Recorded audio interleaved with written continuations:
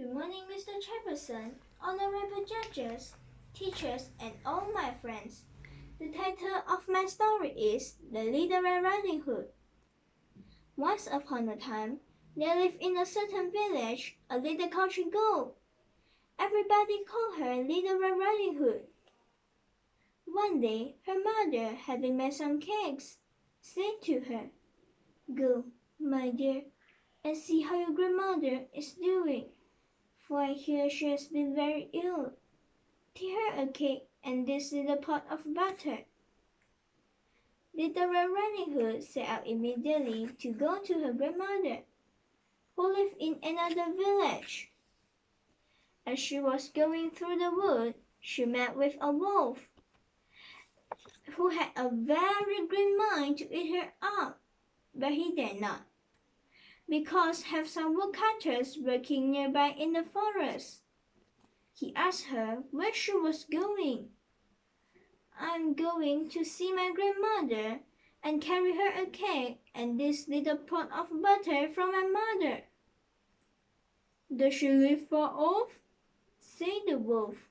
"Ah, I say," answered Little Red Riding Hood, "it is beyond that mill you see there, at the first house in the village." "Well," said the wolf, "and I'll go and see her too." The wolf ran as fast as he could. It was not long before the wolf arrived at the old woman's house. He knocked at the door. Tap, tap. "Who's there?" "It is your grandchild, Little Red Riding Hood," replied the wolf, cultivating her voice. Who has brought you a cake and a little pot of butter sent you by mother?" "Put the bobbin and the lash will go on." He then shut the door and got into the grandmother's bed, who came some time afterwards and knocked at the door. Tap, tap. "Who's there?" Little Red Riding Hood, hearing the big voice of the wolf, was at first afraid. "It is your grandchild, Little Red Riding Hood, who has brought you a cake and a little pot of butter mother sends you." The wolf cried out to her, "Pull the bobbin and the lash will go on." The Little Red Riding Hood shut the door. The wolf, seeing her come in, said to her, hiding himself under the bedclothes. Little Red Riding Hood looked off her clothes and got into bed.